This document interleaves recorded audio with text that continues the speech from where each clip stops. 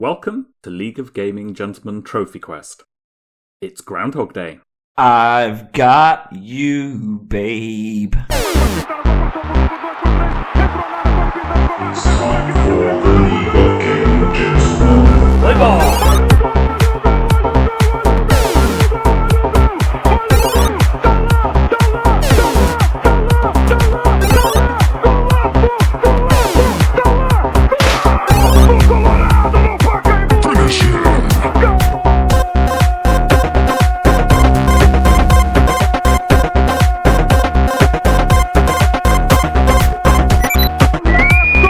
Everyone in this room is now dumber for having listened to it. So, welcome to episode 4 of League of Gaming Gentlemen Trophy Quest. The more astute listener would have noticed we've got somebody with us. So I'm going to just welcome everybody first. So, Stuart, hi, how's it going? Hello, it's good, thank you very much. And Dave, how's it going? Oh yeah, it's going good. Going good. Real and good. Mystery guest, mystery caller, will you please reveal yourself? I am Mr. Richard Purvis, and I am back in the loving embrace of my good friends from TheLoggBox, with my microphone very close to my face. Exactly. Seriously, it's Very lovely sexual. to be back in the seat. It's lovely to have you back. It's been far too long. Been far too long. Thank you. So this month we are going to be looking at Returnal. That's our game of the month. We'll talk a bit more about that later on. But first of all, let's do a bit of a round robin. Stu, what have you been up to? What have I been up to? Right, so everybody knows, and if you don't know, I love Eurovision. We've just had Eurovision. It's fucking awesome. I hosted a great Eurovision party. Don't be a hater. No. No, somebody went under their breath and went, "What the fuck?" And I was like, Yeah, that was me. "Yeah, Yes, don't be a hater. that'd be Dave. Don't be a hater." That would be Daily Mail Dave. Daily Mail Dave. When I was a child, I had really bad toothache when Eurovision Song Contest was on, and I think it's childhood trauma. They're not related. I'm not related. a bigot. I'm not a fascist bigot. It's childhood trauma. Well, if you come around my house for a Eurovision party, it would cure that childhood trauma. It was great. It was a fantastic night.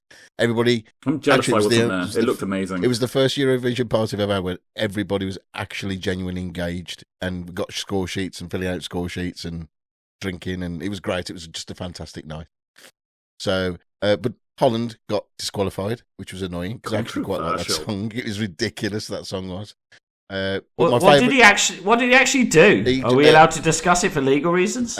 Well, yeah, I suppose so. He had a hissy fit basically, and he shouted at somebody, and then they got. I mean, you have got to have a next level hissy fit to be a hissy fitter at the Eurovision. It is going to be the non-stop hissy fitting, surely to God. The best thing is, he didn't want to be filmed. What was it? What was his problem then? This is your only time of fame in your entire life, and this is it, and you're saying you don't want to be filmed. Okay. How is he in there if there's that? I don't get it.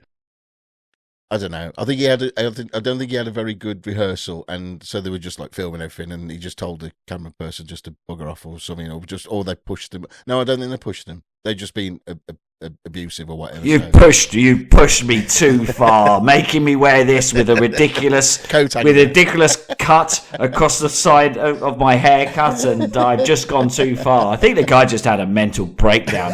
I think he was just like, what the hell am I doing? I'm a straight man from Holland. I'm an accountant. I'm just fooling everyone. What was the song like, Stu? The Dutch song, was it good? It was rubbish, but beautiful at the same time. It was just absolute nonsense. But then it went into this 1990s house riff. It was brilliant. I loved it, and they changed it because the official song, it's quite high energy, and then it just ends. But on the Eurovision song, it's high energy, and then he does an emotional bit at the end. Oh yeah. Where he thanks his father. Well, he was quite emotional by the sounds of it. He was. Well, he was that emotional they kicked him out. So. What you gonna do? What you gonna do? Yep. And what about What about our entry then? What did you? I just found it really just bland and just okay. Is that what you've got? Okay, It was not a very good song, was it? Well, I was actually. What I was really annoyed about that was the stage show. It was edited. I couldn't. There was doing shots, and again, there's no way you can do that without editing them, and therefore you can't edit. That means because it's not live. So I got that from the catch-up thing that they showed. I didn't see the whole thing because it was on far too early. But I caught the bit at the end where they kind of do the call this number to vote for this thing. They kind of get a brief snippet of each one, and I thought there was it looked really kind of studio-y. There was in a box, and it was like a Jamiroquai kind of turning it around. But the way the cameras were positioned, and there was definite edit points, and it was just that's weird. What's going on? That toilet he was in. That toilet he was in. You know when on the back of the door, there's a thing saying someone's been in every hour to clean it up. They haven't been in that one. Filthy. No. Absolutely filthy. Do you know what it looked like? It looked like a 1990s gay party line advert from on Channel 4. Call 0800 da da da da da. Woo! Yeah, it did, didn't it? Yeah, that's what it was. It was aggressively homosexual. That's Eurovision though, isn't it? No, not. But no, Eurovision is fun homosexual. This was just aggressively homosexual. No. It's just like this is prison. Was it the Windows 95 man? He was awesome. Did you see his show though? He was naked. Who? And they kept on putting the things in front. Oh, there's somebody out there. Their Bobby out on it. I saw the thing that you one of you guys shared on the album Armageddon page with the thing, and there was very clearly shots of stuff that perhaps you didn't really want to be seeing. But mentioned him last week. John Oliver did a thing about that exact song and the fact that he basically Austin powered it up with cameras and people in the audience and goodness knows what until his shorts went on. That's. I think he looks like an IT guy from the 90s who had a mental breakdown. He's called Windows Man 95 or something. Windows 95 Man or something. Yeah, but he sort of instead of the things flashing off in the 90s, he's represented someone with an automatic shotgun who was that's. I can relate to that. I was in the 90s. I was there. I know. Distant memory. I know how he feels. I know who he feels. Did you wear those shorts? Oh, I can imagine tight. You wearing those shorts. If you got them on now, we're on Zoom. Please don't stand up. Well, I've already stripped off for Stu earlier. I want to know. But more on that later. What country was the cock-out man? Finland. Finland, right? Okay, I haven't seen it. I'll Google that later. So, it's but anyway, bonkers. Eurovision fan. I love it. I love it every year. I love. It's the one thing I miss. I've said before, I really miss it not being able to watch it on a Saturday. But this is the one thing I do with Eurovision. I never watch the semis. And I never hear our entry. I have no idea. I didn't even hear it until that night. And then as soon as it's over, I forget. Is this double entendre bingo? You've said semis. You've said entry. What else are you going to say? What are you going to say next? Do you know what I would love Stu to do this live every year on LoGG as our Graham Norton. That would be brilliant. We should have a LoGG party where he has his party in the background, but he's also commentating, and we'll do a live commentary, and it'll just put it out as a LoGG episode. Yeah, we'll see what we can do. Anyway, so went to there's like a local festival in Stourbridge called Stourfest, really original name, and it's just basically a load of cover bands all day. But it's at the rugby club, and so went there. I only went there for the day because I bought a ticket. It was all day and all evening, but it was on the same day as Eurovision, and I went, I can't. I've got to go home. I need to prepare for a party. Why would you do something the same night as Eurovision? I didn't realise. No, I mean, why would you organise an event? Because everyone's going to be home watching Eurovision, surely. No. Oh, well, sorry, why did they? I have no idea. But it was good. It was good. It was nice weather, and it was just like a little festival in our little hometown, which you don't normally get. And the acts, so they're all cover bands, but they're all, I would say, top-tier cover bands. As in, okay, I don't like them, but there was a Taylor Swift one, and she even had dancers and sounded just like Taylor Swift. There was a Meatloaf one. Uncanny, you shut your eyes, you thought he was back from the dead. It was really weird. And I saw a Robbie Williams one. I am not worthy of it was ridiculous how accurate he was to Robbie Williams. To be honest, where Robbie Williams' career is, it probably was Robbie Williams pretending to be a tribute act of himself. Honestly, it was ridiculous. Mannerisms, everything. So you may be right there, Rich. It might have actually been him because it was unbelievable. So, but yeah, that was good. So that's the highlights of what I've done. But they all happen to be on one day, but it doesn't matter. What I've watched, I think I've actually now seen one of the worst films ever made. And I went to a cinema. Which Star Wars was that? There are bad Star Wars films, David. I'm not even denying that. But, God, it's the new Godzilla and King Kong film. Oh, I saw the trailer for that when I went to see Dune. It looked awful. This is one of the rare films. I've only ever walked out the cinema twice. And I nearly did it 3 times on this one.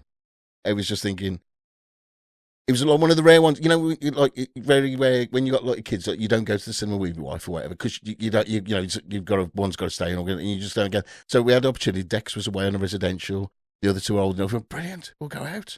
No, go for a meal or anything like that. We'll go to the cinema. That's great. We haven't been to the cinema for ages. We ended up seeing this. Like Laura really wanted to see it, and it was just. I just wanted to walk out after half an hour. It's such a bad film. Everything about it is What awful. were the 2 films you did walk out on? The first one was Con Air. Con Air's all right. God, Con Air's a bad film. Well, it's not great, but it's not walk out. Bad film. And, what was that Adam Sandler film? The one about golf. What the hell was that one? Happy Gilmore. Happy Gilmore. That's the one, yeah. That one. I couldn't stand it. I don't Happy even like it. Happy Gilmore's a great film. Well, everybody has... I don't think it is, but it's fine that you do. No, that's fine. But neither of those seem walk-outable. Yeah, but what was the last Godzilla film that you did like? Like, they're all shit. They are, but this one... this one... Okay, the biggest one is... I'm going to spoilers now, everybody, so if you don't want to know anything about the film, I'm sorry, but Godzilla has a toothache, and they extract his tooth and put a new metal tooth in. That's a flipping plot. Somebody went, yeah, we'll do a storyboard for that. Yeah. How big was the tooth? What sort of size was the tooth? We're talking a double-decker bus, I'd say. Probably bigger. I don't know. Yeah. Right. So how did the character did he have sedation? So the cocky vet, and he's a cocky vet, cocky in all the words. He hooked this thing around him in a helicopter, and then they injected Godzilla with some drugs, and then he fell asleep, and they yanked the tooth out. Okay, right. How big was the and needle? then they put this new metal tooth in, and they screw it in. Yeah, I've watched the film. I've watched the film about Godzilla having toothache. I am not. What reality are we living in? That can't be true. That can't be true. Okay. That's the last film. Unless I was done some great drugs that night, but it wasn't. It was so bad, that film. Anyway, don't watch that film. I have done a public duty and warning everybody about that film. It's terrible. It wasn't on my radar to watch, but now it's definitely not on my radar to watch. That sounds awful. But I've watched the Fallout series again. Watched it twice now. I still need to get on that. And it's great. I don't think I'll watch it a third time. I think I've got everything I now need out of it, and it's really, really good. So I'm looking forward to when they continue the series. So what I've been playing Fallout 4. And I've already got the platinum in Fallout 4 as well. So, but it's a different platinum list on PS5. So I don't think I'm going to go for the platinum, but I'm enjoying it at the moment. And a shoot 'em up called Abroxia, which there's no platinum for that one, annoyingly, but I'm nearly there. I've just got to do a few more rounds and I'm done. So yeah, but that's me. Okay, so let's turn to our special esteemed guest, Richard. Anything of note been happening with you of late? Shall I just call back to James Yarwood?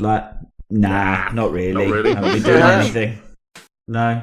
Went to a museum. Yeah, took the kids to a museum. Dragged the kids up a hill. Took the kids to a museum. Saw the clock tower. They hated it. We shouted at each other, and the cat shit on the floor.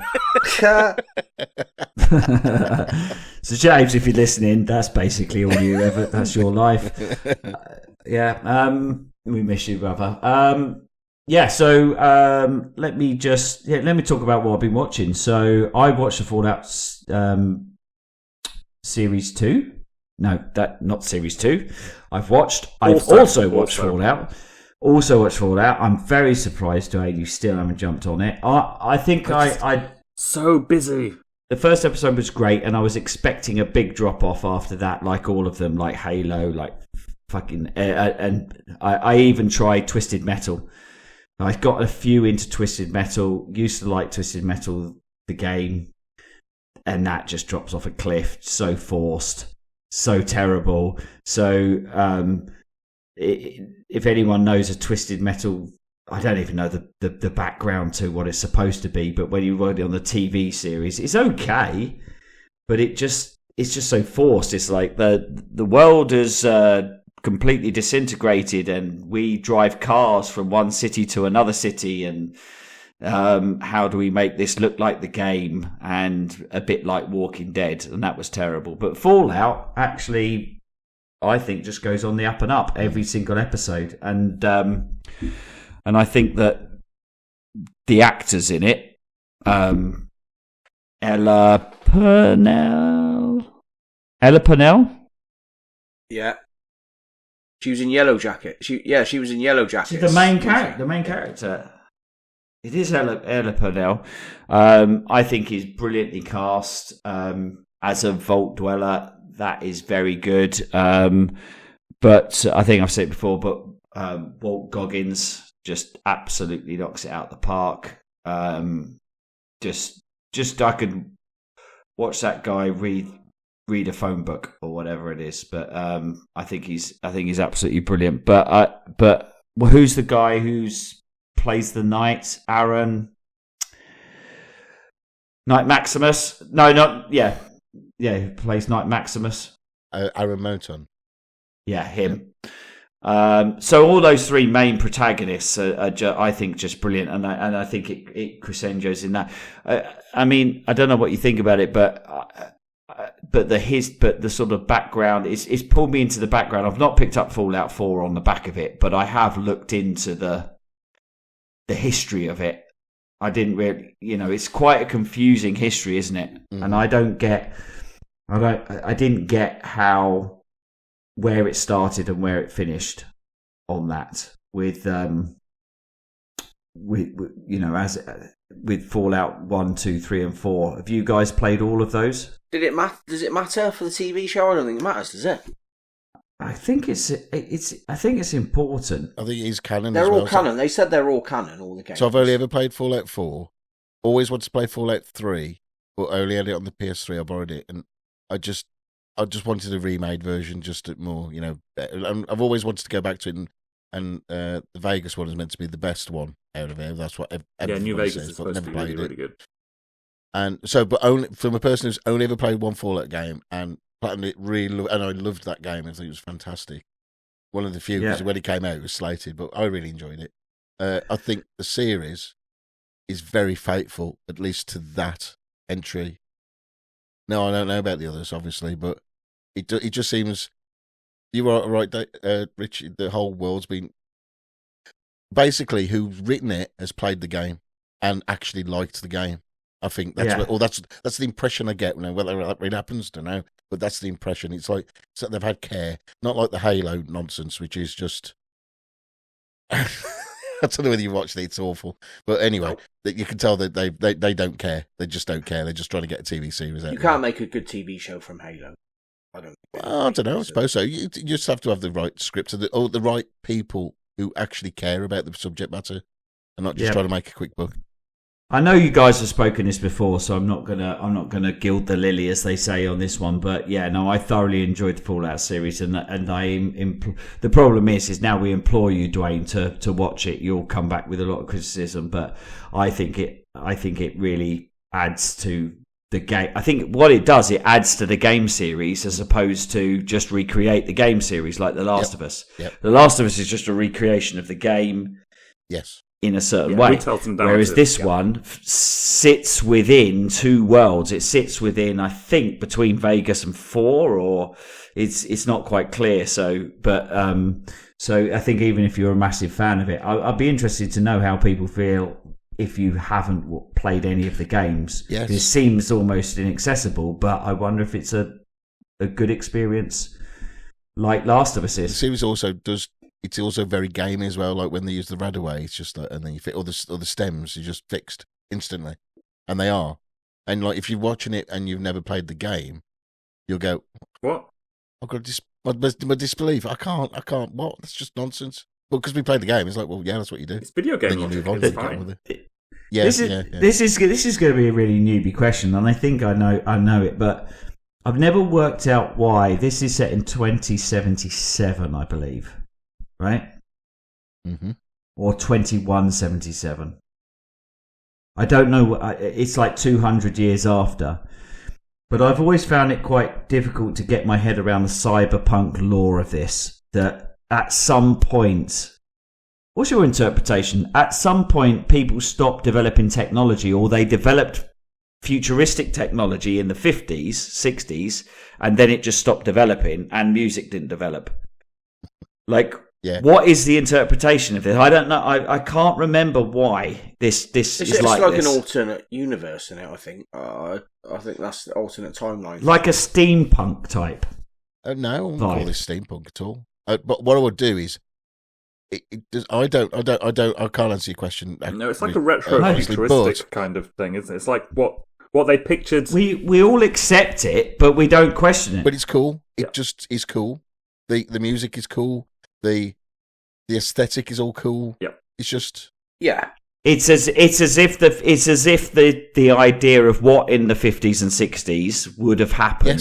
Yes. Well, that's what steampunk is, isn't it? It's like if we didn't invent electronics, steampunk would have been the natural progression. Like vinyl, we would have just been listening to vinyl. I think in the 50s in America there was a lot of paranoia about nuclear weapons and about Russians and commies and all the rest of it, wasn't there? I think, and that was. I know. Thank God that those days are over. Yeah. But I think that's why. That is kind of gone from there to 200 years in the future. I think it just fits, doesn't it? It just fits and it works. And it's a great show. I need to get on it. So to get on that, the other show that I really dived into real deep was Ripley. I've heard good things. Oh yeah. Yeah. So Tom Ripley. Is it the story of the film? Not for is it everyone. the story of the film, Rich? It's the story of the film. Is a strange way to describe it. I would say it's the film of the book. It's the same storyline as the film. It is, but there isn't. But it's a lot. It's set in the 1960s. Was the film set in an earlier time than the 60s? What? You're very the film. There's a film, right? There's a film with Matt Damon in it. Matt Damon. Yeah, which is set in the 60s. Was that in the 60s? Was it? Yeah. It felt like it was the fucking 20s or something. Oh, I don't know. I lost the plot. But my question was: is the TV show with the guy out of Sherlock in it? Is it the same storyline as what the Matt Damon film was? So it's a recreation of the book from the 60s. So it's a recreation. So it's Ripley. The Talented Mr. Ripley is a book in the 60s. Yeah. And then The Talented Mr. Ripley with Matt Damon. Everyone. Matt Damon is a film made in the 90s? 90s, early 2090s, I think. 2000s. This is someone going, you didn't do the book justice, and then they go back. So they basically recreated the book as I think the book is. But I've not read the book, so I don't know. However, it's a beautiful TV show. It's clearly someone who loves the book, and it's full of homage and references, and you just live in the 1960s. The plot is very similar, and if you watch this again, you'll realise where Saltburn got their plot from. Oh, Saltburn's a complete copy of even at the time. It's basically a copy. Even at the time, Saltburn, I just went, well, that's Talented Mr. Ripley, and Talented Mr. Ripley is a better film. That's what I thought anyway. But yeah, exactly. Yeah, but you don't dance around with his knob out at the end. No, that's specifics, David. Specifics. Maybe it didn't need it. Yeah, maybe. Yeah, but Sophie Ellis-Bextor would be a few quid less well off if they didn't do that, wouldn't she? I think she's doing all right for herself. Because that song she made some money. She made some money off that. Yeah, but not just that. She also makes some money other ways. I know, but she made a bit more money. Yes. Yeah, but did we discuss this before? I actually found out that that song, Murder on the Dance Floor, was written by the same guy who's the singer from the New Radicals who did You Get What You Give. It's the same guy. He wrote that song. And then he also Murder wrote, on the Dance Floor? Yeah, same guy wrote You Get What You Give. And he also wrote, apparently, this isn't perhaps as big a brag, Life is a Roller Coaster by Ronan Keating. So he's become quite a prolific songwriter. I can't believe that Ronan Keating has lied to us over these years and not written all his songs. That guy's Gary Barlow's nemesis. He's Gary Barlow's. He is a fraud. Unbelievable. Anyway, what were we talking about? We did promise Stu. Ronan cheating. Ronan cheating. Absolutely. Ronan cheating bastard. Nice, you cheating bastard. How many callbacks can we do, guys? There you go. That's for the purist fan. There it is. Anyway. So Ripley is set in the 60s. It's based on the book.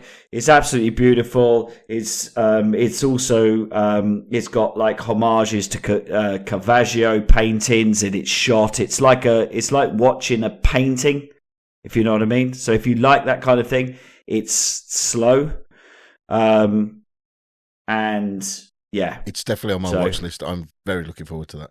Yeah, it's been recommended to me by somebody whose opinion I trust on these things. So having somebody else whose opinion I trust on these things. Did you watch it with your wife, Rich? I did, yes. Why? Okay. Well, no, I'm just wondering if it's wife watching material, because I might watch it with my wife. Wife watching material is a weird phrase. Let's definitely take Dave out of context there. What? Have you got any wife watching material, mate? Have you? Have you? Well, if it's something your wife might enjoy. You're not my wife. You fucking cuck. You cuckold. Well, that leads me on to the last thing that I've been watching. Cuckold porn. Oh my god! But you were in the room as it was happening. That's the definition. That's how it works. Porn, that's what it means. Yeah, that's absolutely what it means. So those are the two things that I've been watching. I could talk around forever what I've watched from that, but we need to stop waffling. What I've been playing, obviously, you guys know that I'm returnaling Year of Shame. Madness. So that's a nice little callback. So redoing it again. To be honest, boys, it's relatively easy. I've got so many good games based, sitting on that hard drive. Stu will know I've dived in deep on Mass Effect 2, really enjoying that. Just the real kick in the balls is that it's on my external drive, and about a week ago that external drive fucking shit the bed. And I haven't looked about whether my save is still on my PS5 because I should hope it is. But that kind of coincided with the same time as you reaching out and saying about come and play Returnal. So just because I couldn't be able to sort that out, I've flipped open Returnal. It was a good excuse. It's a game I need to complete. I won't talk about it now. But yeah, Mass Effect 2 dragged me in. Love the storyline. Will I go through Mass Effect 3? I don't know. I'll get to the end, but I'm loving Mass Effect 2. My only resistance is I don't want to go back to Mass Effect 1 if it's a lesser game. Like if it's a lesser, I think Toby has a very different opinion to I have, but I'm not sure I've been advised right. Yeah, I only ever played Mass Effect 2 first, loved it because Mass Effect 1 wasn't available on the PlayStation at the time because it was Microsoft published. So, and I played it and I completed it, and it was just very basic. The lore's good, don't get me wrong, there's a lot of content in there for the lore, but the gameplay and the moment to moment is just, it's a slog. But what they did in the legendary version is they made it better. It's like, for instance, you couldn't aim down your sight on a gun if you weren't a sniper trained, which was the most ridiculous thing. But they've taken all that out now and they've just made it better. So, and when you look at the game, even though it's I wouldn't call it remastered. They've just jazzed it up a little bit, I suppose. It's still a lesser gameplay thing, but the story's good.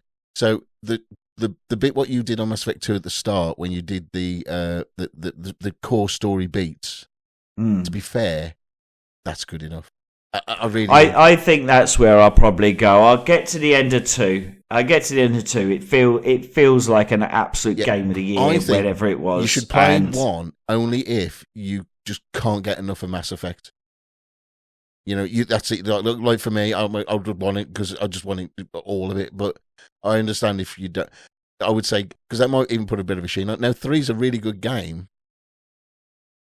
What's the problem with 3? Why do people? It's the ending. Is there a problem? It's the ending. It was all blown out of proportion in my opinion, and okay. it was about the ending, and the ending is a bit like pointless. But again, it's about the journey. It really is about how on earth do you want to end a game? I mean, what do you want? I mean, I don't get it. And also, I couldn't believe that EA even tried to change the ending, and the ending didn't do a lot of changing. To be fair. They just didn't. Exactly. Well, I mean, it kind of reflects real life. I mean, at the end of the day, we're all going to be sort of ending our lives sort of masturbating and touching nurses' asses in a nursing home before we expire in a terrible way, and that will be relatively disappointing compared to the journey. Life goal?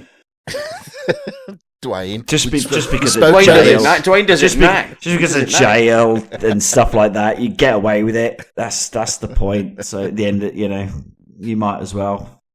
Finger. What Duane does, he just kills them afterwards, so they can't tell anyone. That is true. There we go. That's the first reference. Well done, Dave. Exactly. They can't get your family. So now I've got very confused. So Mass Effect and Massive Sex. I'm really Massive Sex. Massive Sex. Massive Sex. Massive Sex 2. And Massive Sex 3. Return of the Big Massive Sex. I bet they've made that. Of course they have. Massive Sex and Massive Sex 2. And Massive Sex 3 probably. Massive Sex Andromeda. Do you think they've made that? Yeah. I even played that and I platinumed it and I quite liked it. Anyway, the gameplay in that game is brilliant now. The story's not so good. Without spoilers, or just tell me, whereabout are you in the game? I've still got 2 crew members to get. It's because it's been a week and my brain doesn't work. I can't tell you exactly who, and I haven't. So I'm at a situation where the small little things that can't breathe is a trader is telling me that I need to sort some shit out with him. I'd say you're about halfway then. I bet we're just over halfway. I think about halfway. 20 hours in. I was going to mainline the story, but you'll be pleased to know I'm just getting distracted left, right, and centre, getting dived into it. So that is really good because I spent a long time in February with Year of Shame, just jumping from game to game, getting dragged back into the thing. FIFA and all of that kind of stuff. So thank you, Mass Effect, brought into, and Returnal, which I won't speak about now, has done. The final thing that I've been playing is that Daniel Payne, if you guys know Catherine Dan. Yeah, we know. Yeah. So Dan brought me into a really cool little Blood Bowl community. Oh, you do love your Blood European. Bowl. So it's like we got like a Eurovision of Blood Bowl going on, which is cool. I don't speak to the guys They don't do over voice, but they text. Everyone texts each other after the game, and everyone's really friendly. I don't really know the guys. Dan does, but I'm really enjoying that playing Blood Bowl. The thing with Blood Bowl is, you can hate the game, but you can't hate the player because at the end of the day, it's all down to the dice. So your frustrations and hatreds of that game is down to randomness in dice. And someone could be the best Blood Bowl player in the world, but it's a bit like backgammon. Yeah. And the dice can completely throw you. So although you think it would be trolly and sweary, it's not. It's a nice little community it's brought me into. So I'm very grateful for that. And Karen, Dan, if you're listening into this, then thank you. I'm really enjoying myself, mate. Right. Are we all caught up? Right. Dave, what's been going on with you? What have I done? I've done a couple of things. I've been to Dublin for a couple of days, which was for my birthday, which was very nice. Drank Guinness. Had the crack, as they say. You had crack. Not crack, not the Did you have drug crack. Just crack. It's meant to be really good in Dublin. The crack. The crack's good in Dublin. Yeah, it's like the purest. It's the purest crack you can get. Irish crack. Irish crack. That was good. That was good fun. We went to the Guinness factory. Oh, was that good? It was all right. It's a bit like have you ever been to Cadbury's World or the Cadbury's factory? Yeah. It's crap. Just absolute nonsense. That factory. It's like they don't even make it there. No, it's just the Guinness thing is called a storehouse. So they do something. I can't remember exactly what they do with it. But they do something there. But the presentation is very good. They've got videos and things and all. Do you know what I mean? They present it well. So it's not the most interesting subject matter really. It's basically the thing with Guinness, and I don't get me wrong, I like Guinness, and we had a few nice pints of Guinness. But there's a real mythology about Guinness, around Guinness, in terms of how it's made and how you drink it and how you pour it and blah blah blah blah blah blah. It's just fucking beer, isn't it? Really, it's called marketing. That's all what that just is. Beer. Just beer. It's just making it sound more mystic than it really is. Yeah, you're right. Just beer. It's creating like a thing around it. Yeah, that's it. Yeah. To make yes, it but they do cool. they do it very well. They do. They do it very well. Did you have Guinness actually at the Guinness factory? Yeah. Yeah. Did they do it? You go to the top floor. Did they do a little shamrock on every single one? No. I didn't have a shamrock on any shocked. Guinness I had over there. Really? No, because they're just chucking so much of it out. I don't know how many pints of it get drunk a day or what. I don't know, but it must be phenomenal the amount that gets chucked down people's necks. Yeah, I can't believe. But it was a lovely pint. It was the best pint of Guinness we had there. Yeah. But it would be because they just spent 3 hours fucking telling you how good it was. Do you know what I mean? So if you went, it's like on 7 floors, and the floor 1 to 6 is just videos and all the rest saying, "Oh, Guinness is like the best beer ever." So if you get to floor 7 and you do your pint, it's not very good. You've been brainwashed. Yes, best beer ever. So that was nice.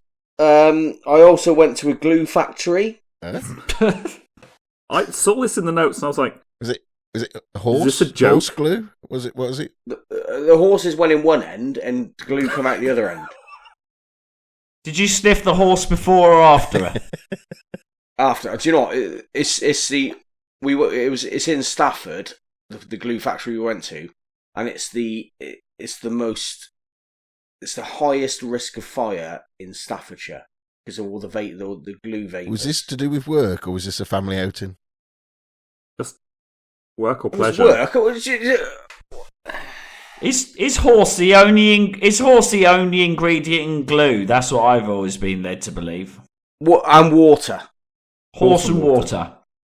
Yes, because they've got it dependent on how strong you want the glue to be. But you can't make it drink. Yes, is that what you're going to say, Stu? Yeah. Definitely don't Couldn't get my words out. I was too excited. Stu, you laughed before you heard that. I saw the joke forming in your eyes. He told the joke to himself and then forgot to tell us. Yeah, we just watched some glue being made. Basically, it was a work thing, mate. My name's not James. I wouldn't take my family to a fucking I don't know. glue Just factory. asking. Don't get so defensive.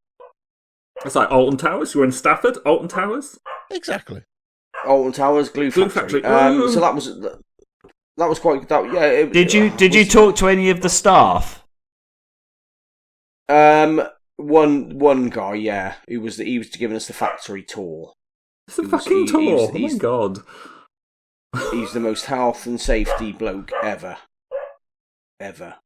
He's unreal. Did you say to him, "Look, if you ever get down on this job, just stick to it, mate"? Did you not say that to him? Surely there's loads of glue puns. You look disappointed. You missed the opportunity to say that. I wish I'd said that. Yeah, stick around. Stick around, mate. Yeah, all of that. Oh, mate, what a missed opportunity. To be fair, this guy, he was on it. This guy, but if you had to leave your phone, and if you had a smartwatch, I'd take that off. Because if there was any kind of spark, the place would go up because it was vapored up to the max. Phones don't do that. Did nobody see that episode of the one that the guy from Top I didn't want to say that to him, Duane, No, to be it's honest. just absolute bullshit. So phones don't spark. So the Richard Hammond did this science show, and they actually filled this caravan with petrol fumes and like loads of mobile phones and made them all ring at the same time, and nothing happened. And then what they did was they got a guy wearing a shell suit to basically, he stood in like a paddling pool and just basically like rubbed himself until like got so much static, and then touched a piece of wire which he rubbed himself. Yeah, he like, stood in the paddling pool and rubbed himself. Okay, don't turn this dirty. And then he touched this like bit of wire which was attached to the caravan, and the caravan fucking exploded. So I hope they weren't letting people go around in shell suits in this bloody glue factory, because that's more of a danger than bloody phones. When was the last time you wore a shell suit? 90s. He's got a Star Wars one. He has a Star Wars one. Come on. I've got a Star Wars one now. Everyone was wearing a high-vis vest, but no, I didn't see any shell suits. Well, clothes with high polyester count. That's much more of a danger than fucking phone. No, high-vis, not polyester, No. high-vis. They could have but high polyester. Did they make sure you didn't take your shoes off because you have to wear Velcro, Dave? That was. Anyway, so that was nice. That was nice. Right, what have I been watching? I watched two things that are old, but I've just managed to watch them because they've appeared on my TV. Peacemaker I watched, that was good. Like that. Is that the one with John Cena? Yeah. Yeah, I've heard it's good, but I've not. It's funny. It's good. It's decent. Yeah. Hang on. I might have seen it. Was there a bit near the end where they're in like this brick tower and they blow it up, or it gets destroyed? That's the film. That's Suicide Squad film you're thinking of. This is a TV show. Oh, okay. Sorry. Then. Which follows on from the film with John Cena's character in it, Peacemaker. It's good. It's good. The other thing I watched was Watchmen, which I fucking loved. The Watchmen. TV series or the film? Watchmen? The TV series. Oh, it's great, isn't it? Yeah, love that. And it really annoying. It got slated as well. It was really annoying. Did it? What? Yeah, it got slated. It was not very good. And I think what it was a load of people going, "It's not the real Watchmen, is it?" Oh. It's a sequel. I know. It's great. I think it's brilliant. That's not like Geeks at all, is it? No. It's Damon Lindelof's show. It's the more same on bloke that that did The later. Leftovers. Yeah, I love it. I think it's great. I don't think they're getting another series though, or I don't. No, it's only it's only Yeah, one yeah, season. He yeah. said we pumped everything into one season. I think it's great. Bless you lot. Isn't I that love- better then? Brilliant. I Absolutely love the comic, and I love the film. The film was a fantastic, mate, and the TV series is fantastic. I like the film. The film got slated, but I really like the film. I haven't read the comic, but watching the TV show has made me want to buy the comic, or the graphic novel. I might well do that. I have it, and it's very good. If you haven't watched that, watch it. It's fucking ace. It's ace.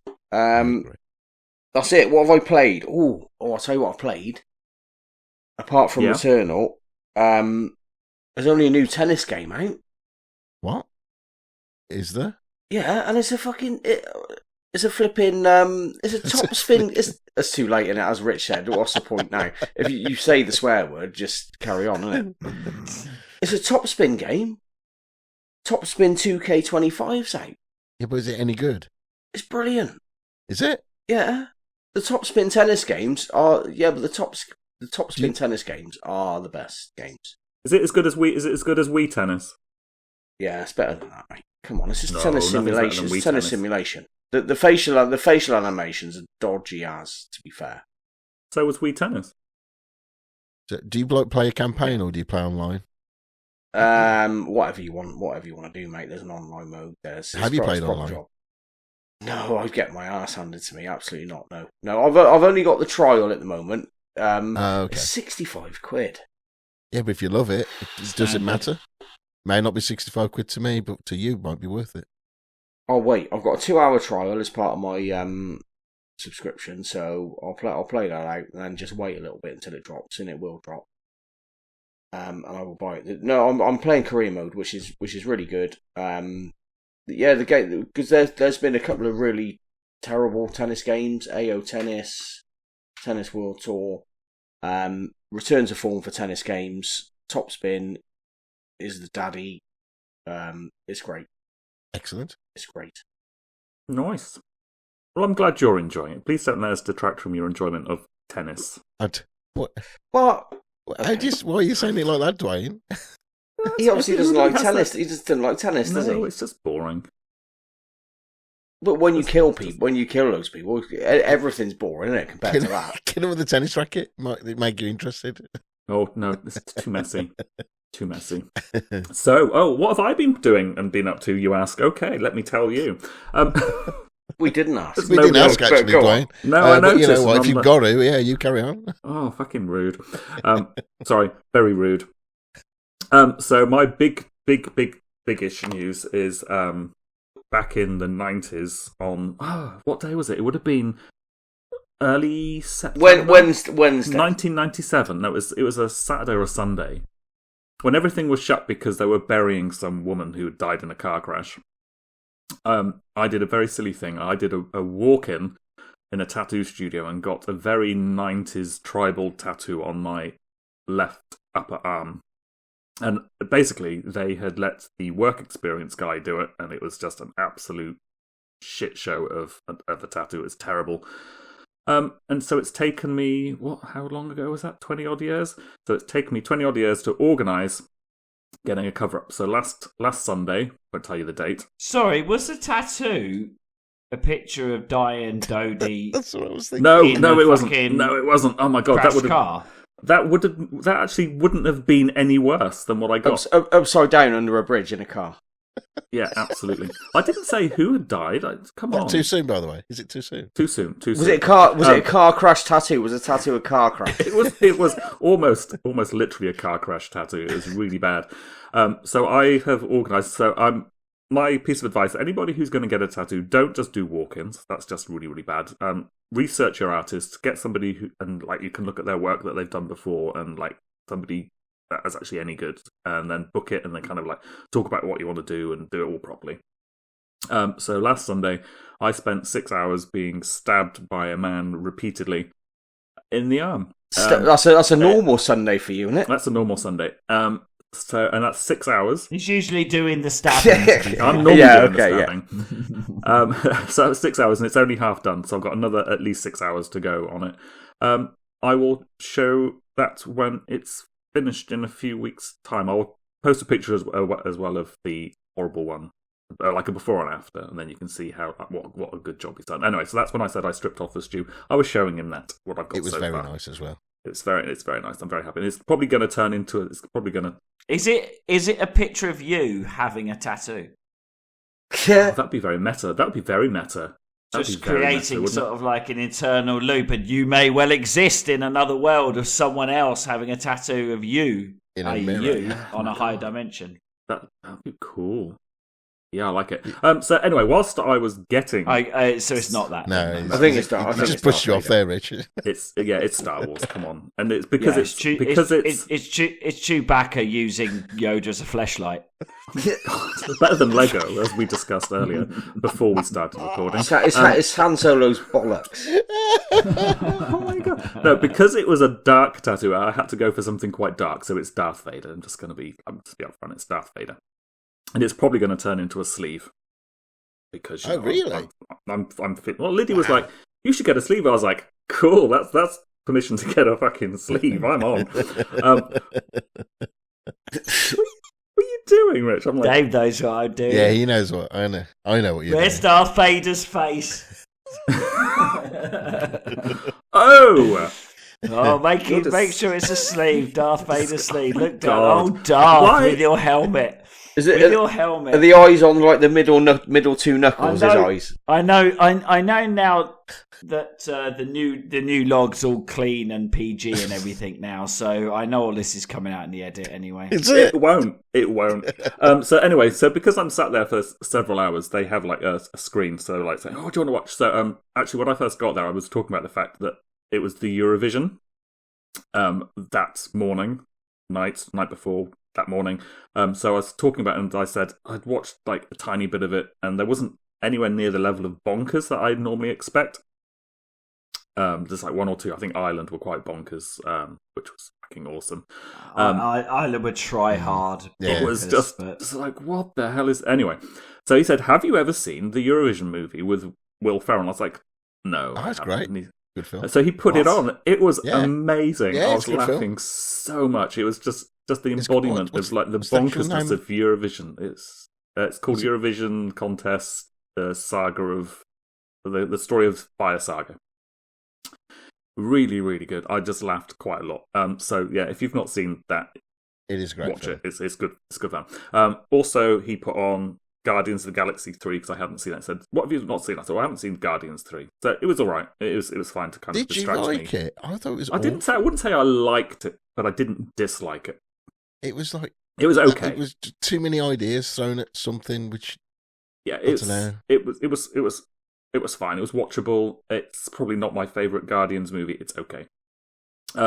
He also put on, this wasn't my choice, he put on Hellboy, but the David Harbour version. He was moaning about the fact that they'd fucked up the continuity at one point and they flipped it and his arm was the wrong way around. But that wasn't the thing that actually, I'm going to say, triggered me.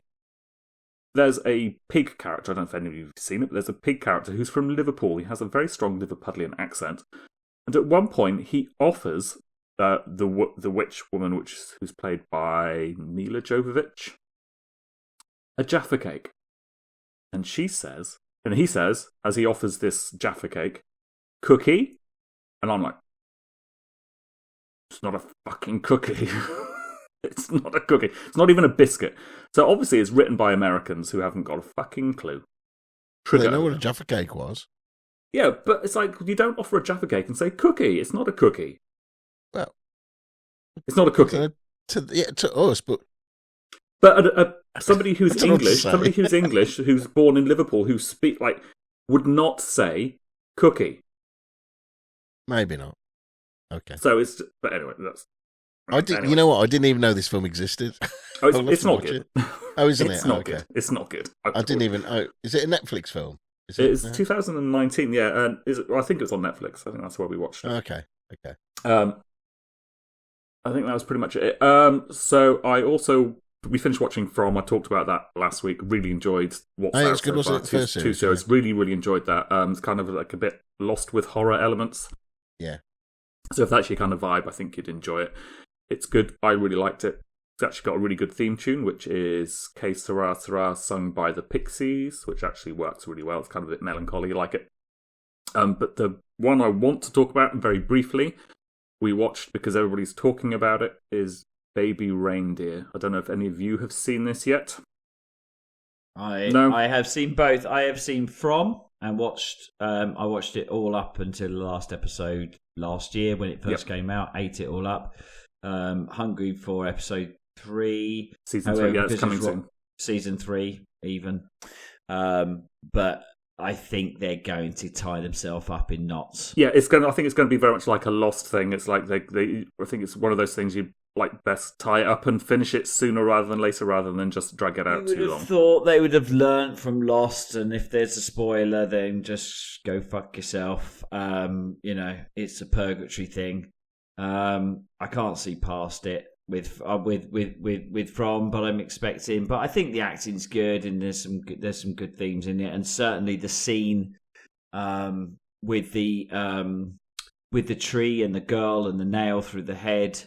Oh, that was awesome. Yeah. So hopefully that doesn't spoil it. So there's some absolutely brilliant horror elements to it, and then with what did you just say? Baby Reindeer. Baby Reindeer. Baby Reindeer. Baby Reindeer. Like Saltburn, I watched Saltburn. I watched Saltburn literally as it popped up on the day. I had no idea what it was and watched it raw. I think if I'd watched it after all the hype, I would have just thought it was bullshit. But because it was so just like, what the fuck is this? And I watched it. It was a shock. Baby Reindeer was like this. I think big plaudits to Richard Gadd. The guy, whatever his name is. Richard Gadd, of course it is. Sorry, Richard Gadd. I know you listen to this. Richard Gag. You just called him Richard Gag. That's inappropriate. It is, actually. So it's shocking, you know. It's a hard shocking. watch. It's a hard watch. Any rape and male rape, in fact, is shocking to a certain degree. But I, you know, the drama around it is getting on my tits now. The actual Martha, the fact that the irony of a stalker who's mentally ill, you know, now there's the real person, now the internet's stalking her. The whole thing I could just do without Baby Reindeer anymore. I enjoyed it, but yeah, so all the sort of media circus around it's probably gotten quite annoying. So do you recommend watching it? I'm confused. Do you recommend watching it? Yeah, I would recommend watching it. It's actually really good. It looks quite good. But... It's brutal. Guys, it's brutal. It's a hard watch. It's funny. It's hard. It's hard watch. It's honestly, even I'm telling you now, it's difficult and uncomfortable. Yeah, there are points. There was a point actually I thought where Lydia was going to be like, I can't watch this anymore. Like end of episode 4, I was expecting to go, because she gave up on Squid Game because she was struggling with like some of the stuff in that, but she was like, but she persevered. If they ever do if he does a follow-on, that would just ruin it. All of this it's a perfect piece of art. Yeah, it's a self-contained. Yeah, I'd recommend it. I really, really enjoyed it. I think it's really, really well done. But yeah, it was challenging at times. Quite cringy at times. Gets 4.5 Duanes. 4.5 Duanes, yeah, exactly. 4.5 Duanes. So that's my watching list. Playing. Obviously, Returnal. We'll talk about that in a sec. I jumped ahead one game, so just because I'm aware of. Duane, you're killing us, mate. You are absolutely killing us. You can all catch up. You can catch up. So I jumped ahead to Kena, I think. Bridge of Spirits, because there's one of the trophies is you have to play it on like the hardest difficulty setting. So I jumped ahead to get like one normal playthrough done of that to try to mop up all the normal trophies and then just try to do the difficult one at a later date. But that's all. I will be jumping back onto the normal Look how cycle. Dejected both Stu and Dave look. Mate, he is caning us. Honestly, he's absolutely caning us. They are stuck. I'm just putting in the time. No, what you just said then, he just said it all flippantly. It's like, he's already done one playthrough of it. Yeah, I finished one playthrough. He's like that guy just before your A-level exam who's just like, yeah, well, do you know what? I've just been looking at the university prospectuses, and they're like, go fuck yourself. Literally go fuck yourself, right? You know? Like, I am still trying to do my GCSE. No, I was I was going to do the additional paper. Go fuck yourself, Duane. Seriously. Love you. Yeah, love you, fuck off, Duane. Fuck off, Duane. Anyway. Wait, we're going to kick you out of this. Just because you're... I know it was your idea, but it doesn't matter. I've actually really enjoyed playing that second, but we can talk about that again more when it comes around. The other thing I've kind we're glad you've enjoyed playing that game. We haven't even there wasn't downloaded. There wasn't. I won't say it was easy. There were definite moments of sweariness. But that's part of the fun of the games I like. The other thing I kind of dabbled in, I kind of only had a very quick go because of something Stu said about if we take this on in future, if we go to a second gen, then it's going to have to be games we've not played. So I'm like, maybe this could be a choice. The Stellar Blades demo. I don't know if any of you have had a look at that. Probably not, Rich, because I think that's probably still not allowed. Dirty man. Away from all of that. You're a dirty man. Everybody tells me it's all about the dirtiness. Dirty man. It's not, but that's the thing. It's not actually. It's not, and this is what's really, really frustrating. This is what's really frustrating is the demo came out and people are going, "Oh, look at her ass," and I'm like going, actually, if you're actually playing the game properly, you're not paying attention to that because you're. I've still got a Joker to play. But so when the so they were like saying, oh yeah, like they've basically hypersexualized the main character, and it's actually kind of a bit annoying. You're like, does it actually add to the the game quality, no, not really. I think we'll talk about it with Returnal, but you've got a female main character who's not hypersexualized, and it's an amazing game. So you don't need that kind of thing. And actually, it would, if it was a good game, it would actually detract from it slightly. But there's been this whole uproar about there being a patch which has effectively censored one of the costumes, and it's not even censored, it's just adapted it slightly, and so all the fucking incels online are being like, this is outrageous, they've censored it, and it's just like, actually, no, they haven't. What sort of game is it? Is it like a third-person action game or something? Or so it's a third-person Is it a bit like Devil May Cry and Bayonetta? Is it that kind of thing? Yeah, a bit like that, bit like Nier, I think somebody else said. It's a bit like that, so it's kind of like that kind of, like, yeah, Bayonetta, possibly. I don't know if you guys remember Piano 3, that kind of thing. I quite enjoyed the demo. What I've played of it so far. I probably will get it and play it properly at some point, maybe next year if we carry on doing this. Just because it feels like it could be a bit tricky, and I know how Stu loves those games. Mm-hmm. Wasn't there another bit of controversy with it as well, where there was a shop, and there was a sign on the shop. Oh, with the hard. It said hard That's it, R. yeah. So apparently But there's they've patched that racist out. connotations, which I'm like, actually, that's fair enough if you want to sort of take off something But like that. it was. There wasn't the signs directly on the shop. It was just the way the angle the camera was, and the way the words were portrayed on the screen. Yeah, I don't know. But anyway, so they've patched that, obviously, but it was a bit. Which is fair enough. People are just but, like seriously, if people are petitioning, revert it back to normal. Blah, it's like just enjoy the game. Stop being knobs. People like to moan. They all like to moan. It's like going back to the whole Mass Effect 3 thing, where there's like that whole petition, like, change the ending. We're not happy with the ending. Change it. Just EA are fools for doing it. To be fair, they shouldn't know. That's what we created. That's our art. That's the game we've given you. Enjoy it. Yeah, deal with it. So cool. Okay. So now on to the League of Gaming Gentlemen Trophy Quest Challenge. Right. So just a quick recap of the rules and how it works. So we've all brought 3 games to the table. We play one a month, roughly. We do them any order, blah, blah, blah. You know, you've listened. You get scored on the trophies you collect. Bronze at 1 point, silver at 2, gold at 3, and 20 for that all-important platinum. So on to this month's game, which is Returnal, which was Dave's choice. So Dave, why did you choose this beauty of a game? Beauty? I've been asking myself that question. I chose it because when I first played it the first time round, I love Housemarque, and they make great games. This is undeniably a great game.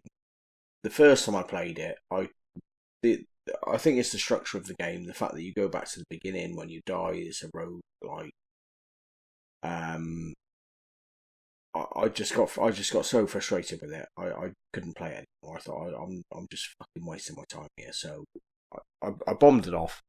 This seemed like a really good opportunity to get to sort of dive back into it.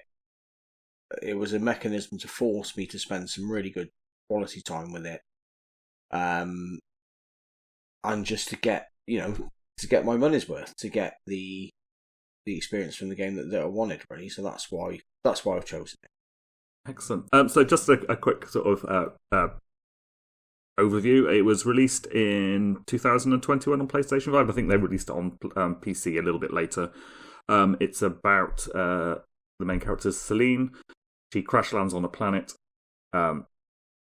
You basically try to explore the planet. Each time you die, you start again. The levels are randomly generated each time you play. They're not. Yeah. No, they're not. They're randomly placed. They're not randomly placed. Yeah, you have. It's the same rooms, different order. Yeah, that's it. I think we talked about this when I did the stream. So basically, the rooms are always the same, but they're in a different order. So you can actually get really unlucky and actually have like really shit rooms to like start with, or you can have a nice, like easy, gentle thing to kind of build up a little bit, and then kind of gets a bit trickier. Once you've completed one of the biomes boss, you don't have to replay it if you don't want to. So once you've done a boss, you can just put it to bed and be like, never seeing you again, you mother. Is the boss still there if you want to fight the boss? Yeah, absolutely. The bosses are still there, so if you want to redo them, you can. So I've redone.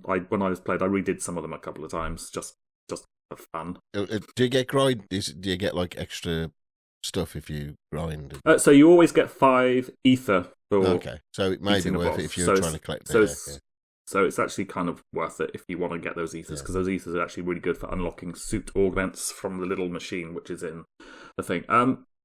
It was generally well received. It actually had sort of pretty good scores from like the gaming press. Nothing below a 75, which I think is actually pretty solid. I think it got a little bit of criticism because it didn't have a save point, but I was actually like, when I originally played it, I was like, actually, that's part of what makes the game a little bit more challenging. That was bullshit though, wasn't it? That was no. They put one in. No, it was. They put one in now. Thank God. So now you can suspend a cycle. Yes. So it's like a save point, so you can just suspend a cycle and then you can jump back in. Because I think what had happened, somebody had left their PlayStation paused because they were having a good run, and then they had an auto update and it shut everything down, so they lost all the work they'd done and they were quite angry. But it's just part of what makes the game a little bit more challenging, and I like a challenging game. So the reason, we've talked about this before, the reason Rich has joined us today is because Returnal is on his pile of shame. So, Richard, how did you're not taking part in the challenge, so we're not going to be scoring you. But how did you get on? How have you, if you were taking part, how would you have scored? Well, I'm 21% through the game. Well, not 21% through the game, 21% through the trophies. So I think I would have scored terribly. If I was chasing trophies on this game, I would be absolutely screwed. I haven't looked at the trophies because I don't want to. My goal is just to try and get through this goddamn thing. So I started this month on Biome 3.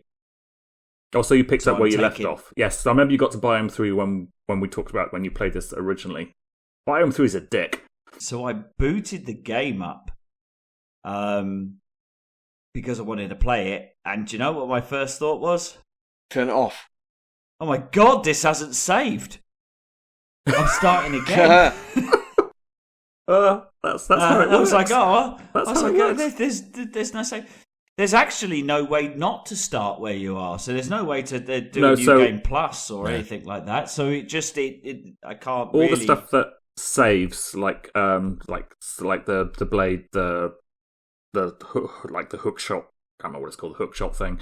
That all stays with you when you die. So if once you've done a boss and you've unlocked the thing, that opens, so you get like a key, which I think opens up a door, which allows you to always go through it. So that's always there. So that's what allows you to bypass the bosses. So yeah, but there's no way on your account. There's no like actual like save thing. So it's just on your account. So which is why with doing this challenge, we've set up new accounts just to keep like track of those trophies like separately to our main account. And the fact that Returnal won't allow you to not basically start again. So everything's always going to be there. So that was a shock. It took me 3 to 4 hours. I actually went into the Tower of Syphilis or whatever it's called first. Tower of Syphilis, love it. So I spent like 2 hours in there thinking, is this where I was? What the going on here? I haven't looked in there. Actually, I didn't go in there. What is the Tower of Syphilis? Is that an online thing or what? It's like it's a co-op thing.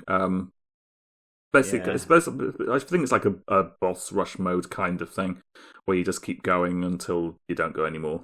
It's accessible from the start, isn't it? When you buy your craft, it's just on the right hand side. So, so you go right out there and you go up, and there's phase 1, 2, 3, and 4 of it. And I don't actually know if you could. I was trying to look it up today. Like, can you run the tower, get your integrity up, and then go and hit the main storyline? But it wasn't clear. So, I mean, this game is, it's put me in a gimp suit. It's put a gag on me. It stuck me in a dungeon, tied my hands up, hung me, and started beating me on the arse. and it's turning me into a pain fiend. Basically, that's what it's doing. I've had the most brutal time this week with Biome 3. So I played about 15 hours of it since Stu said come on and have a chat about it. So that was 10 days ago. First 3 or 4 hours was just acclimatizing myself to the whole system, like the ether and the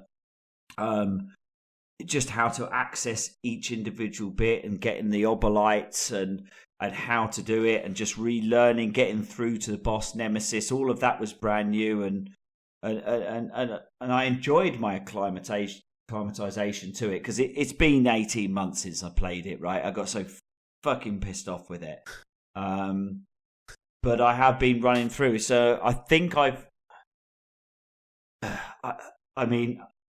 this week I've probably done 4 serious attempts to take Nemesis down, maybe, and I'm on my. And if you die, you just start at the beginning of Biome 1 again, do you? Right, yep. Back at the start. Have you played this? Yeah, but I've not got as far as you. So wow, there is a point in the game, isn't there, where you don't start at the beginning? Have I got that right? After Nemesis. Well, I start at the beginning of the game, but I don't start at the beginning. So I can just go. I can almost run 2 or 3 rooms and be back at Nemesis. But I won't have built up my integrity. I won't have. You've got to grind a bit. You've got to grind a bit, haven't you? I have got to grind a bit, and what I'm trying to find now. So this week was what I didn't do before. I can run overgrown ruins. In my sleep, I know every room, everything. I know every little secret. I know the little yellow things that you shoot to open up the secret caverns, and I know all of those, so I can run through to Nemesis. I have just been so unlucky this week, so unbelievably unlucky. For the first time in my Returnal gameplay, I got the max integrity. Couldn't get any more integrity. I had a astronaut for an extra life. Yeah. Yeah. I even had a parasite that said on a kill, on a killing shot, that I would return with less integrity. I literally had built up everything possible. Hit that citadel. So you were confident then going into that. You must have been feeling confident. Absolutely confident. This is maybe my 4th run, so I'm probably 6 or 7 hours of build up run, and failing. I've done Nemesis up to the point I've got Nemesis down on the 3rd phase with the jump to not spoil it for people, but the platform jumping. Duane will know this bit where the very last phase, and I've got him down to maybe a quarter to maybe a 5th of his thing, and just died twice. And this last run, I was like, I'm going to do an hour's build up. Like I'm gonna blow ether. I'm gonna get in there, and I'm just gonna commit to this one. What I'd done is I got all of that. Literally, I was maxed out, and then I decided to just try and get a few more obolites. And I went into trying not to. It won't spoil this. So I went into the citadel. Duane will know this if you haven't got it. And I went to the right to go and collect a few more obolites to pick up one more artifact. Actually, I lied. I didn't have the astronaut. Okay, so I didn't have the extra. So you're looking for the astronaut. So I knew where it was. Let's just say, for argument's sake, I needed 300 obolites to do it. I had 200, but I was maxed out on everything. So I just went in and I went to the right, and I thought all I need to do is pick up 100 obolites. I'll go and get the astronaut, and then I'll take Nemesis on. Sounds sensible. I'd been an hour to an hour and 20 minutes building all of this up. Perfect run as well. Got through, went into the right, went through a door. Without looking at it, it was a gold door with a star on the top in Citadel, and it was a lockdown door. A containment and it was room. My Yes. It was a containment room, and it was the two things I cannot fight in this game are the TIE fighter looking fucking motherfuckers. Sorry, the TIE. No, there's no point. There's no point now, mate. There's no point now. It's too late. It's out. The motherfathers, those TIE things, right? Who shoot bombs, explode, and kamikaze Dive bomb you. plus dive bomb you, plus two automatons, the big robots. Yeah, the robots there. Absolutely, just wiped the floor with me. Took me down. I didn't have, and I got down to. I killed them. I was probably on a tenth of health just when it's starting to say integrity. Yeah. When it goes red. Yeah, and just so the door locked down open, I was like, right, okay, look, I'm going to get out here. I'm going to buy a suitcase of The health thing. Yep. what's it called? Silphium, whatever it is. I know where that is. I'm just going to go and buy that. Screw the astronaut. I'm just going to get back. But I saw some resin over in the room over the other side. I jumped, tried to hook on with this triangle button, just fluffed it, and then dropped in the middle of that containment room and went through the floor and killed myself. After killing all of the things, killed myself. Kill yourself from a drop. That's so demoralising. With a drop, and I hadn't bought the astronaut figure, and I hadn't got the resin. I sat there like I'd lost the Super Bowl. I honestly sat there with my head in my hands, just staring. It was 12:30, 1:15 at night, and I just watched the whole thing.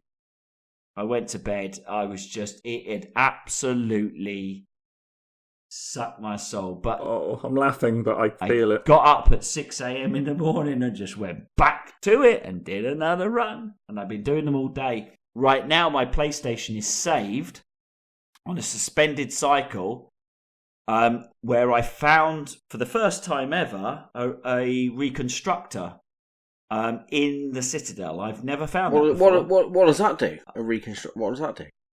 It brings you back to life, but it brings you back to life, unlike the astronaut, it brings you back to life at the reconstructor. Yeah. At the reconstructor. So I was on phase 3 again for the 4th time this week at that Nemesis. And I died. And it brought me back to the reconstructor. Now, what I don't know, and yet to be revealed, people, is that I'm not sure if I now have to go back to Nemesis and Nemesis is respawned. Yeah, it will be. Again. Is it back to full health? Is it? So now I need to run again. Oh, fuck me. So that's fine. So you're telling me now I go back, back, and I've either got to go and take Citadel on because I've cleaned overgrown ruins out. Anyway, you can quite tell I've thrown myself into this game quite heavily. You have. Go, Rich. Absolutely determined to get Biome 3. I'm so close, guys. I can feel it. You're a better man than I. I'm just going to keep throwing myself against the castle wall, boys. Yeah, Rich. Do it. I spent so much time getting to Frike, the first boss, and just dying. I was really close to just going, do you know what, fuck this, I'm just going to turn the game off. I don't care about trophy quests, I don't care about the scores. Because I was that frustrated with it. But I beat Frike. Good work. And that's kind of spurred me on. Do you know what I mean? That's given me some momentum. He actually is the hardest boss of the game because he's got just an absolutely intense third phase. It's just crazy.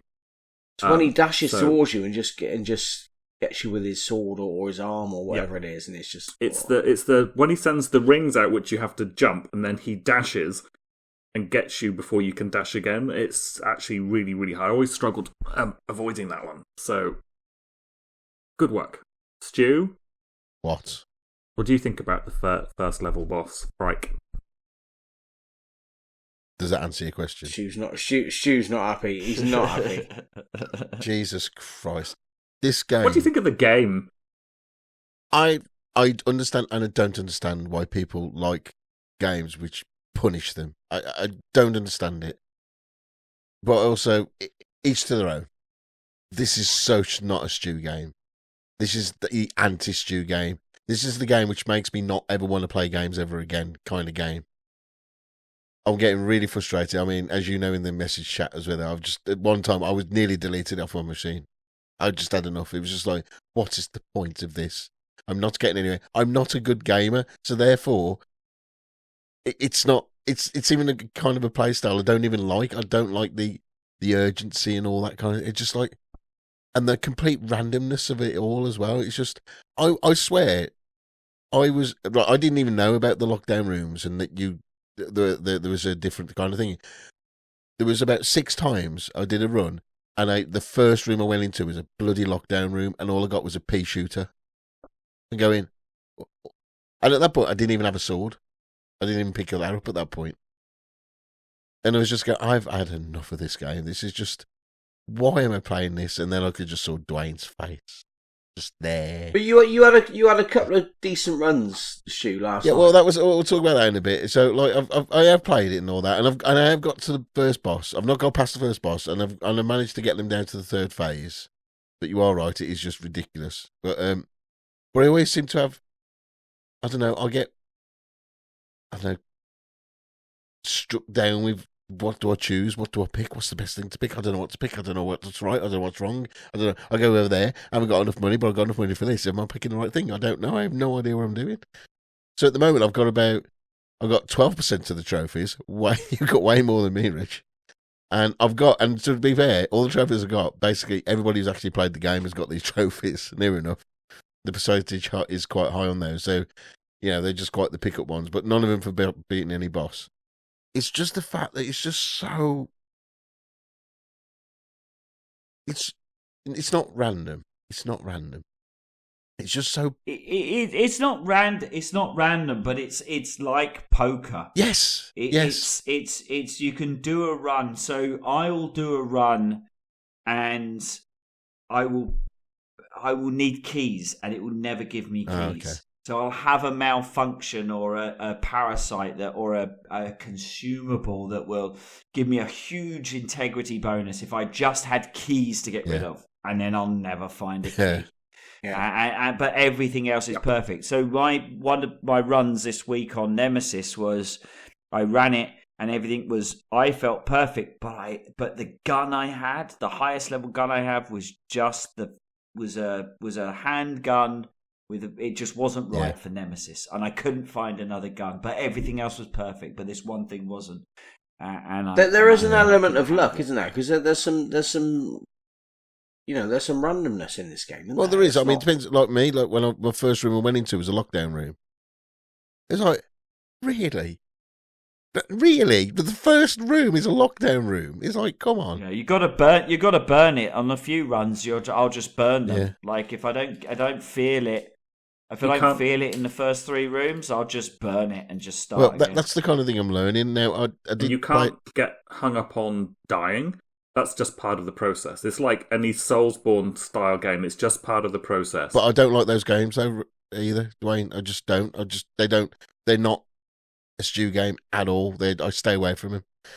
The one thing I do hate though is when Rich was saying his story, I don't want to play now because it gets even worse. You're so tooled up. You're ready to go. You've got the whole world. You are Mr. Unstoppable. And then a flea gets you, or you fall off a cliff, or you trip over and you knock your tooth out, and oh god! But that's the gamble shoe. So last night you had the gamble of you were almost at max health, but not quite. There was the yellow door room with a star on it. Yeah, which is a bastard of a room, but so the risks are bad. But there's the some good stuff to get in those rooms. Oh yeah, and that's the choice you make, and you went in there. You came out with a bit less health than you went in after you'd picked everything up. But that's the decisions you make in the game, and that's part of the game. So I'm trying to get to it because my demons with this game so far is I've hated every second of this game. It's a beautiful looking game. What about the shooting? I mean, what about the gameplay itself? It's made by the makers of Resogun, right? If it is. No, it is. Yeah. So you can just feel that game in this way, right, Dave? You must recognize that arcade. Listen, this game, apart from the frustration aspect, this game's ace. The sound is brilliant. The graphics are brilliant. The haptics on the controller are brilliant. The gameplay, the way it plays, the way it feels, the responsiveness of it, all these things are awesome, aren't they? There's no. I don't think anyone's disputing any of that. Has anyone else gone to bed hearing the sound of the fire? Yes. Yes. Don't get me wrong. Yes. And don't get me wrong. Everything about this game, it's not the game failing. It's me. I'm not good enough to play this game, and that's what's even more frustrating. Now, I do not agree. There's arguments on the internet, and I've read before, like Returnal does not have a level. It is what it is. Dark Souls don't have a level. It is what it is. And people go, no, they should have an easy level. No, they shouldn't. That's what the developer didn't design it with that in hand. I'm really sorry that you can't. I can't play it. I'm rubbish, but I don't think it should have a different level. Don't think you should have an not easy at all. mode. That's not the game. The game is, and if you can do it, all power to you. You're the best time in the world.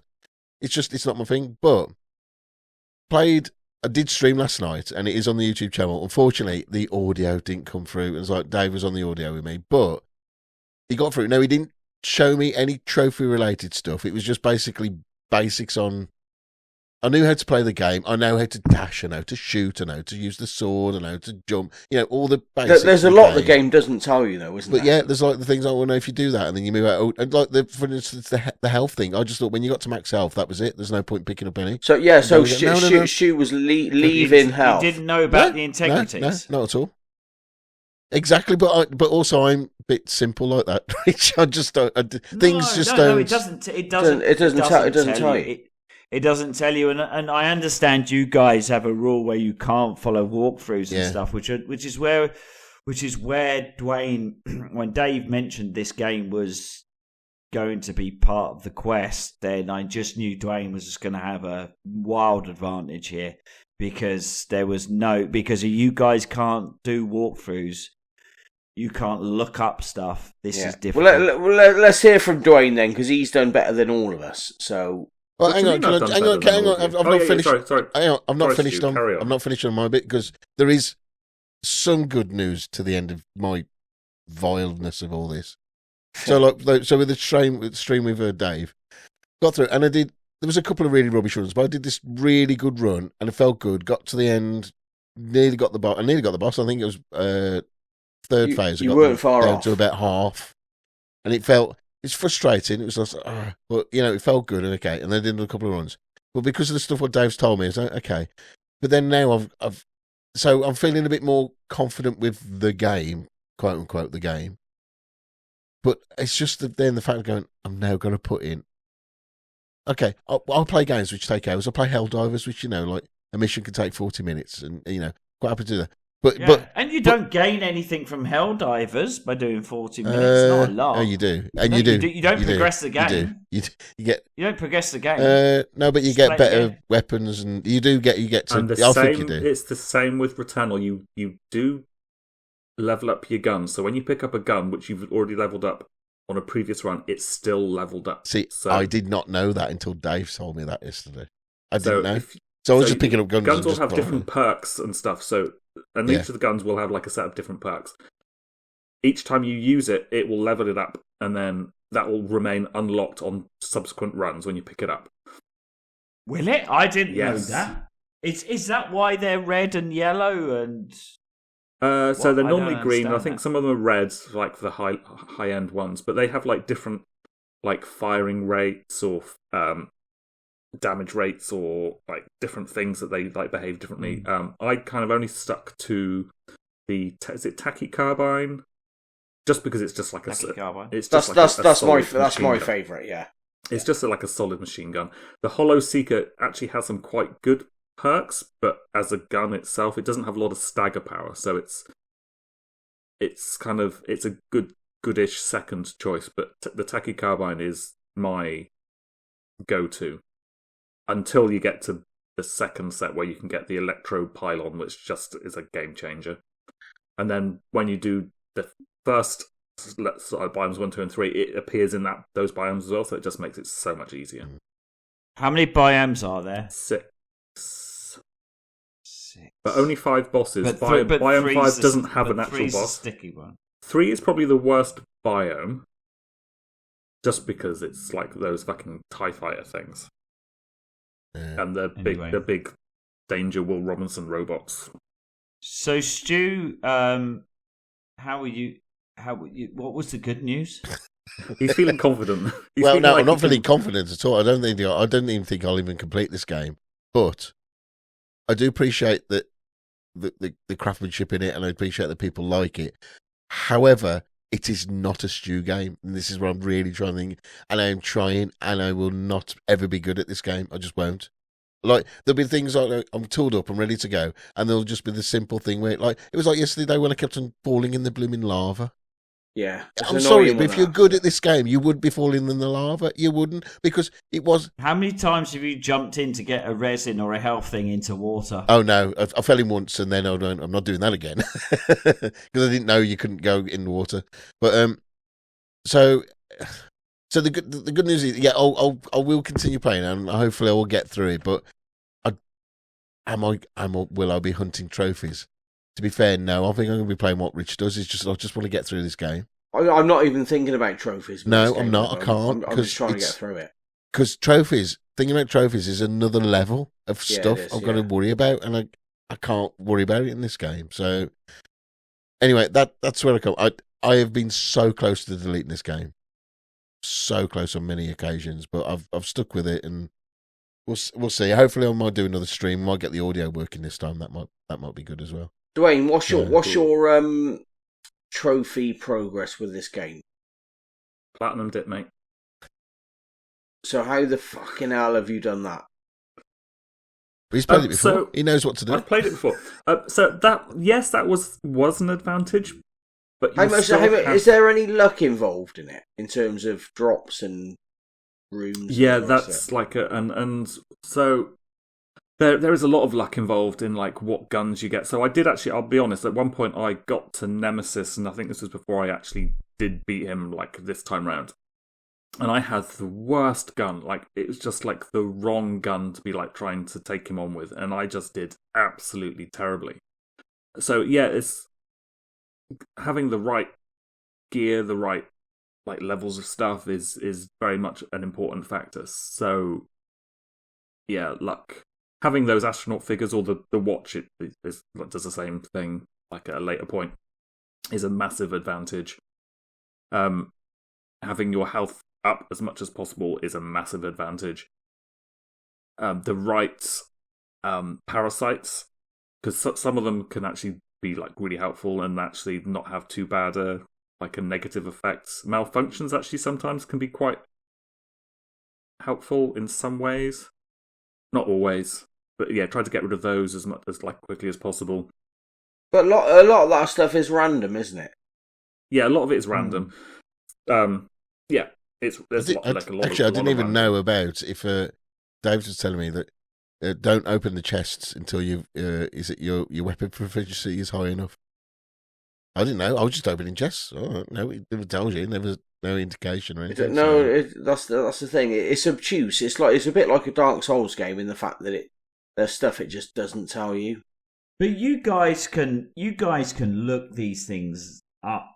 If it's not specifically, like as long as it's not to do with a trophy, how are you differentiating that? Like looking up things like tips and tricks. Yeah, I mean, I've been giving them tips and tricks in like the group chat and saying like, have you done this? Do you do this? Like, don't do this. Do this, or don't do this. Because it's not related to a specific trophy. So it's fine. But you are right though. How can you know that though without reading the trophy guide to first of all to figure out that what you're not allowed to know and what you are allowed to know? Yeah, one of the trophy guides is about getting maximum integrity. Yes, one of the trophies is max integrity. Yeah, but I think in this is fair enough. If you are looking up guides about how to get a trophy, these are mostly bronze trophies, so that's just gameplay. But you're not going to know without reading the trophy guide, and that's. I think you need to watch videos like the 10 things I wish I knew before playing Returnal. Yes, yeah. But the thing is, though, and that's what Dave did for me yesterday. Really, it was like, oh right, okay, there's things I didn't know or I didn't consider when doing something. So it's yeah. I was kind of hoping when I did the stream that you might have like sort of seen things I was doing or not doing and kind of like picked up. So I really want you guys to kind of. But when we did the stream with you, it was really hard because we were 30 seconds behind. Yeah. Have you multiplayed it? What's the multi?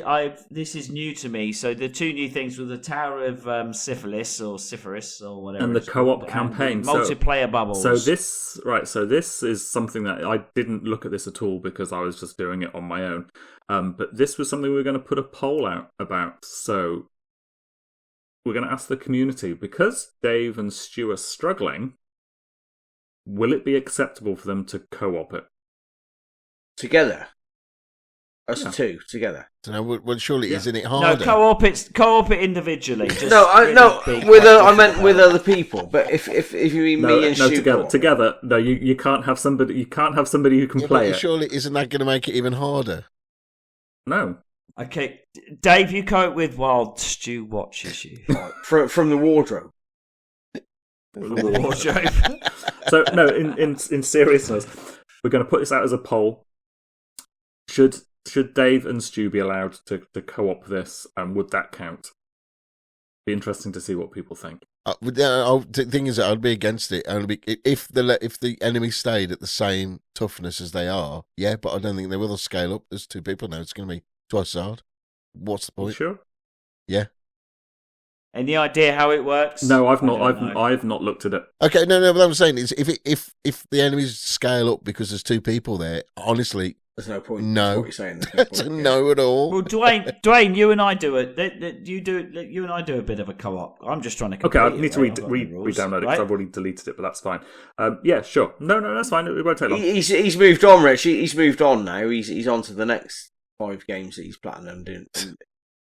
I've not platinumed anything else since I've got the platinum on this one. And you call me a platinum whore? I tell you, unbelievable. It's New James Plus. Yeah, it is. It really is. New James Plus. Love it. Hey, it's not my fault. You all suck.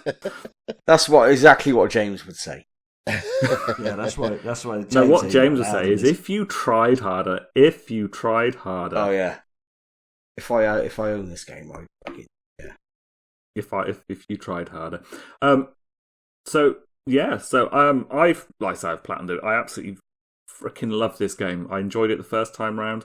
Enjoyed it this time round. Like I said, going back to saying I had a slight advantage. The game when I first played it took me about 100 hours to platinum. This time was 72 hours.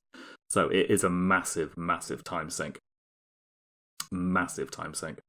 And there's so the trophies, which were probably the most challenging, but not challenging because they were hard, but just because of the pure randomness of the games, is the scans. So you get trophies for getting all the scans in each of the areas. Scanning what? The bodies or the glyphs or the glyphs.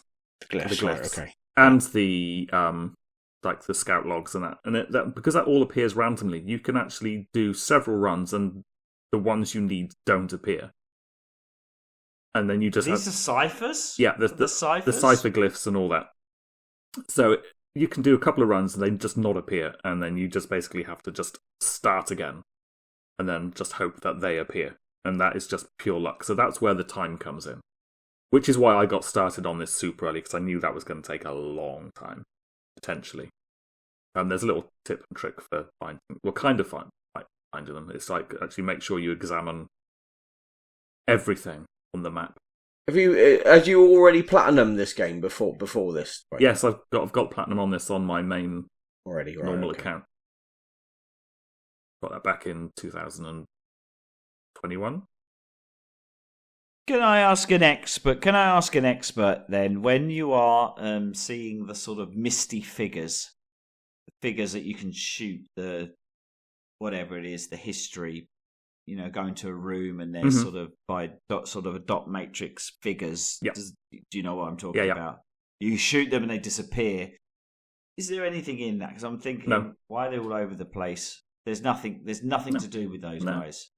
No, you have to do. There's one of those rooms in each of the biomes, and to get the scans, you have to get all of those. Yeah, you have to get all of those.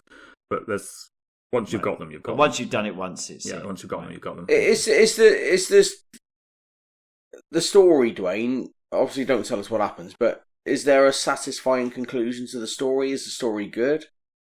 The story is amazing. I'm not saying anything. Everything makes sense once you're finished. And on a second playthrough, I'm going to have to say it was actually a little bit. When you know what's happened, it's actually very sad. When you actually know what's going on. Okay. There's nothing sadder than watching me shit the bed every time I try and do the running biome 3. But But I'm sure her story is tragic. It is. It is very sad. At the moment, I don't give a shit. Yeah. Anyway, just to remind you, you can keep playing this game for the rest of the year. And thanks, Duane. Whenever you get the trophy, it still counts. It still counts towards your score. That's how this system works. So if you want to put it to bed for a little bit and come back later, you are absolutely welcome to. So now we've had a chat about Returnal and how we feel about it. How did we do? So I'm not sure if you guys had jumped on to this before this month had started, but I had pretty much almost finished it. So I just for Returnal, I just mopped up the last couple of gold trophies and then the platinum. So 26 for Returnal for me for this month. Well done. The only clap. I'm the only one providing the clap. Yeah. Thanks. Dave, how have you got on this month with this one? So, Returnal, I got 10 trophies in Returnal this month. Nice. It might have been 9 actually, because I may have got 1 last month. But they were all bronze, so I've scored 10 points. What I also did was mopped up a few trophies from Infamous Second Son. Nice. Oh, excellent. Good work. Well. Very good. So the ones about kind of killing the sign twirlers and the musicians and the gang members. So basically the kind of evil type stuff I've mopped up. So when I revisit that game, which I will, I literally have to blitz the story. And I'm there with the platinum for that. Yeah, good. Nice. So that gave me, for the month, 17 points. Okay.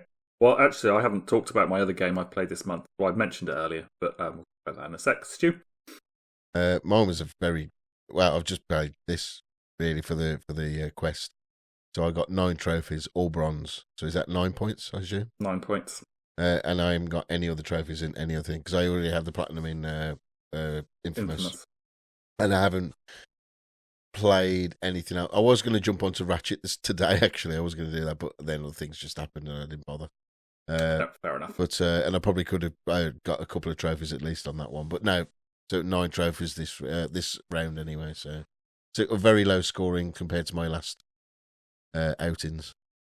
But it is Returnal after all. It is Returnal after all. How many points do you think you've scored this month, Duane? So for Returnal, it was 26. And I also jumped on to Kena, Bridge of Spirits, and I finished one playthrough of that, and then I'm going to jump onto Ratchet and Clank, and then come back and do the highest difficulty trophy on Kena when we do it that month. So I'm going to have to do another full play. But I got 27 bronze, 5 silver, and 1 gold, which gives me a total of 40 for Kena Bridge of Spirits, which gives me a score of the month for 66. Hang on a sec, Duane. You are doing the tits job Now, back down, mate. Sorry. Back down. Sorry, I've just been very... I think you are. I think you're getting above your station here. We got somebody who's an expert, okay? Sorry, Dave. Over to you. How did I do? You scored 66 points for this month, right? Thank you, David. Oh, I've done quite well, haven't I? And I would appreciate it if next time you don't offer up that information, you leave it to me. Sorry. Because I'm the trophy information totaler. Yep. You are not. Okay, sorry. Have you... You're just the winner. You're the winner, but I am the trophy information total. I'm the tit. So I would appreciate it if you leave that to me. You also have to bear in mind I've got these now, so I can't score these again. So later on, no, exactly. It is a marathon, not a sprint, and the way that it's structured to be able to score. Exactly. You have the way the challenge is structured means you have a bigger opportunity to catch you up. Yeah, you absolutely can, and you will. You absolutely will. But there are some tough games coming, Stu, aren't there? There's some tough games on the horizon. There's Lies of P. Oh, Keen and Bridge of Spirits. Yeah, which is not. It doesn't sound like that's very particularly easy. Mm-mm. So we've got to hope that a game will trip Duane up at some point. yes. Just a game that he hates. And I've, to be honest, I've got my money on the game that I chose, Tinykin. Okay, I know nothing about that game. I know nothing about that game. I'm hoping that's gonna sort of mess him up. Well, let's hope so. We'll see. So yeah, for the month, Stu, you scored how many points did you score? 9. I scored 17. Duane scored 66. So Duane has won the month. Yeah, well done. Well done. Thank you. And from a running total point of view, I am still behind with 127 points. Oh, okay. Stu, you're second with 160. Duane is way out in front with 220 at the moment. But okay. Well done, Duane. Things can change. When is this going to be available for the general public to view? The spreadsheet? Yes. Or whatever format. It could be a picture. Could be expressed in dance. I don't know. I can share. Well, I could share the spreadsheet if I knew how to. So that's a training issue. Let's take that offline. Yeah, we got some technical difficulties. We will get to them and we'll post something because Joe needs to know. That's all. Yes, and there are some nice acronyms within the spreadsheet that I would like to share with people. Excellent. Actually, I want to kind of bring up another thing, which I want to. I think we should do another poll for. I know we've already got a poll going out this month, but I'm going to do another poll. So, Keen and Bridge of Spirits, I think I mentioned, has like different difficulty settings. So there's like a trophy for finishing on the highest difficulty, but there's also like basically story mode. Now, I want to know: does the community think it's acceptable to play on story mode for people to get those trophies, or is there like a minimum difficulty setting that has to be played on? No, just play however you want to play, and as long as you get the trophy, you get the trophy. Why? No, I'm. If you can get the trophy playing story, then that's fine. The poll is not going to happen. Why would you do that? I'm putting that out there. Because I personally think there should be. Well, let's ask Rich. Rich gets cast in decision. Let's ask Rich. At the end of the day, you play it on the mode where you can win the trophy, and there's no. Exactly. To me, there doesn't seem to be any other reason to play it any other way. Right. Okay. So if you guys want to wimp out and play it on story mode, if you get the trophy, then that's what. That's so passive aggressive. What the hell was that, Duane? Wimp out. Luckily, Lies of P doesn't have a difficulty. What? No, is that? Do you get that trophy if you play on expert anyway, and you just get it because? So there's that one trophy for playing on master difficulty. Yeah, but like, do you then get all the other trophies under it because you've played it at that one, so therefore you're going to get those other ones anyway, or do you have to play it? I think I'm not quite sure what you mean. So basically, I've only played it on normal, so I don't know if you don't get them on the lower settings. Some games Duane, knock you out if you play it on Can I ask you a question, Duane? Can I ask you a question? Yes, you can. So, when you're killing people in the hospital, right, Yeah. so there's an old lady, whatever. You fucking inject it. Do you know what I mean? You overdosed her with something, whatever you put into them to put them to sleep. You put more in than you oxygen should. would do. Well, it's like, yeah, whatever he's doing, he's injecting. Do you know what I mean? Whatever method he's using that particular month, and he'll know the best one to use, of course. He probably varies it, but yeah. Whatever that particular month, you think, right, I'm going to kill her by doing this. Do you then think to yourself, do you know what? I'm going to leave the door open of the operating theatre just to make it a bit more harder for myself? Or do you think, no, I'm going to leave the door shut because I fucking don't want to get caught? What do you do? Perhaps we should have Howard Shipman on next week just to confirm. Oh my god. Isn't he dead? I don't think so. Okay, we can have a seance if you want. He might have. Well, I thought he was in prison, but you know him, Duane. He's your mentor. You should know what's everything's happening with him. So do you know what I mean? Do you leave the door? So I'm going to leave the door open, make it a bit more difficult. No, you don't. You think I'm going to keep the door shut. I'm going to, because I don't want to get caught. I don't want to lose my job. I don't want to go to prison. I don't want to lose my girlfriend. I don't want to lose my house. All the rest of it. So why should we chase these trophies? Effectively leaving the door open to make it harder for ourselves. No, we should do it on the minimum requirement possible. Okay, sure. Again, even that was it, wasn't it? It was, wasn't it? You get the points for the trophies, guys. Get the trophies. Exactly. Duane saying. Okay. I mean, the thing is, he's still doing it. Yeah. So on one question, which I don't think you understood, which I don't know how, but if I do expert, will I get the casual? Or I will understand I get the what you trophies? mean.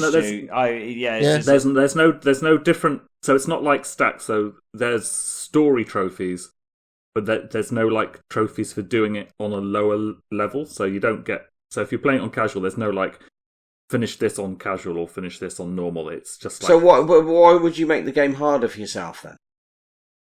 Because that's where the challenge is, and that's where the fun of the game is. The challenge is getting the trophies. You do you. You do you.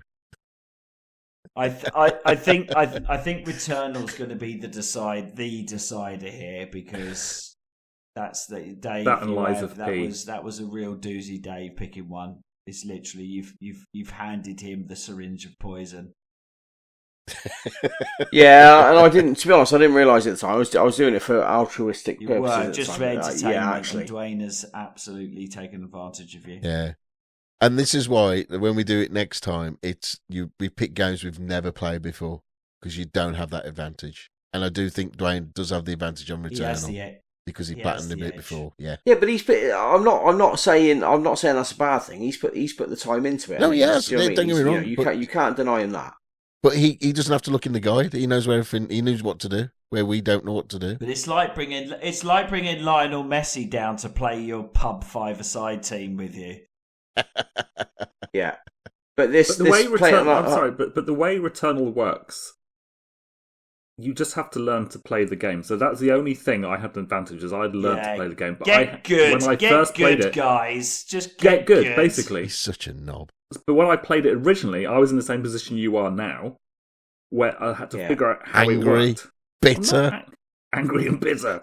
I am. That's fine, but it's a good game. We can all agree it's a great game. It's all four of us can say outstanding game. It's I absolutely love this game, and I really enjoyed playing it again. Really, really enjoyed playing it again. I was actually a little bit sad when I'd finished it, because I was like, actually, I'm done again. I was sad when you finished it as well. That's because you hadn't completed it. You just finished it. Yeah, you just finished with it. Done with it. Anyway. What's the next game? The next game is Stuart's choice. Stuart's choice. What's the next game, Stu? The next game is Ratchet & Clank Rift Apart.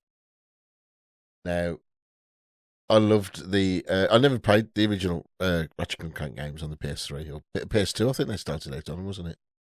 But I only played the remake of Ratchet & Clank, which was a critical darling as well when it came out because it was really cheap. It was about 30 quid, was it, or something like that? And it was a proper, really well made game.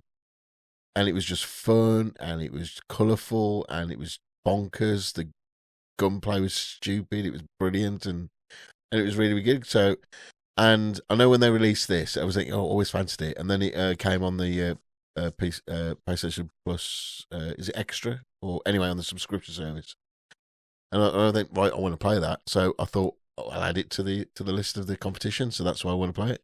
And I mean, I remember the first game though. It did have some really annoying, and it was a vile boss battle at the end. I hated it, but I got through it, and it's okay. So I'm hoping they've refined things on that. Now I have played this a little bit. I did play it before, even did the challenge, but I just then bounced off because other things happened. I didn't fall off because I didn't like the game. It's just something else come up. So this is going to make me now play the game, which is quite good. And I'm pretty confident, as long as there's no really obscure. This is more of a Stu game, isn't it, Stu? I would say. Yeah, I think, well, kind of. I'm not really into platformers and things like that. I'm a bit weird. Yeah, I was a bit shocked. I'm more story-based games like Last of Us or Mass Effect and all those kind of things. That's my bag, really. But no, this one, every now and then, I like Helldivers, which is not that kind of game either. And this is the kind of game which is a little bit of my wheelhouse, but I find it more approachable than, say, Returnal or those kind of games. So I'm really looking forward to it. Because I really enjoyed the first game, and I think I was one of the few ones which it wasn't brilliant, but I enjoyed the movie. I never saw the movie. No, it's not worth even watching, mate. Don't want to bother. But I enjoyed it for what it was. So it really did get slated.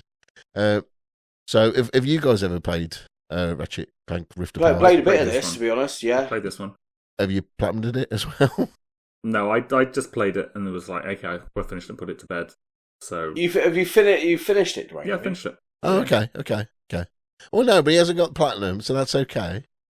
And he's going to play from the start again. How about you, Dave? Yeah, I've played some of this. 20% through it, maybe. I think I got, and then I fell off it. You got bored, or reason? I think I got a bit bored. Yeah. Right, I think that was probably the case. Yeah. I struggled a little bit with where to go next, what to do next. I think, yeah, as I remember. So it'll be interesting. We'll see. But I'm not done with Returnal by any stretch. So I'm not sure when I'm going to get onto this. But it'll be a nice change of pace. It's cartoony. Yeah, it's a very different kind of game. Nice palette. Bit more sedate. Yeah. Yes. Have you, Rich? Have you got this on your Year of Shame list at all, or Ratchet and Clank? No, it's not. It's not my kind of game. It's a bit like Oddworld. I did try and go back to it, but like things like that.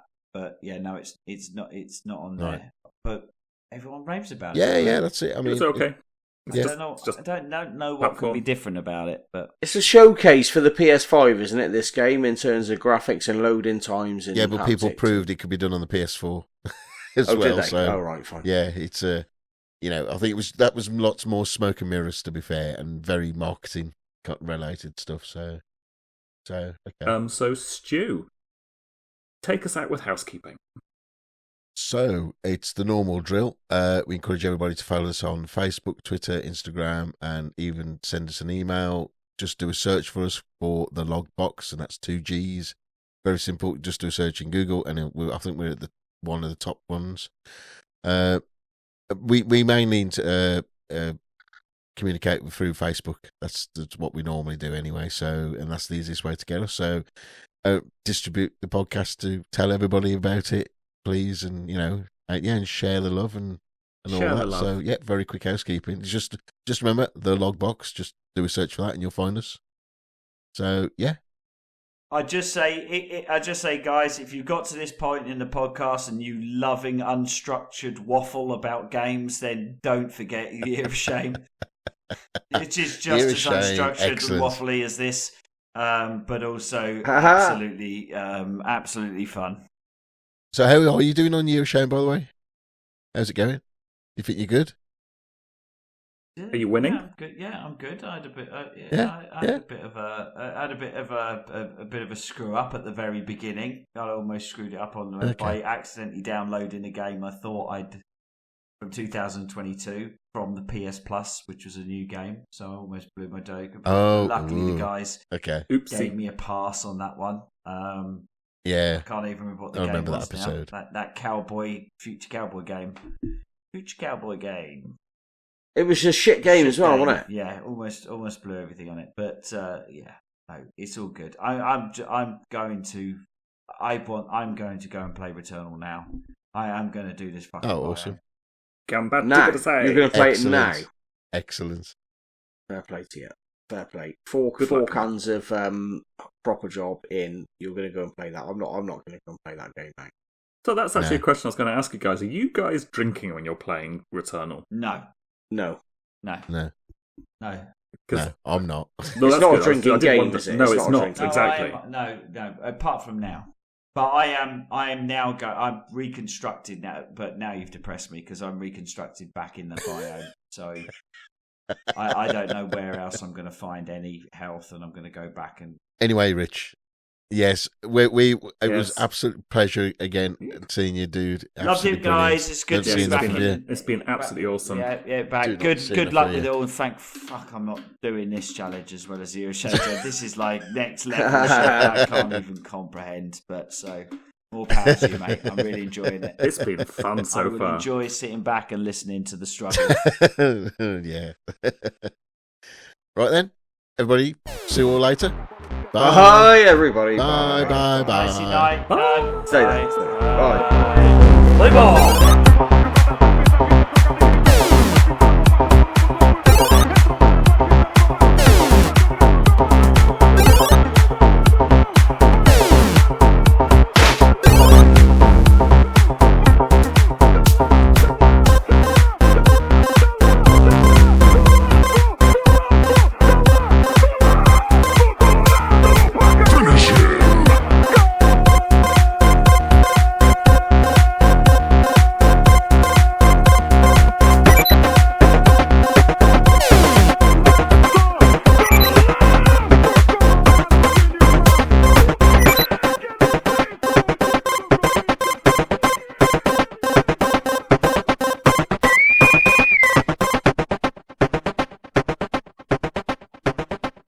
Everyone in this room is now dumber for having listened to it.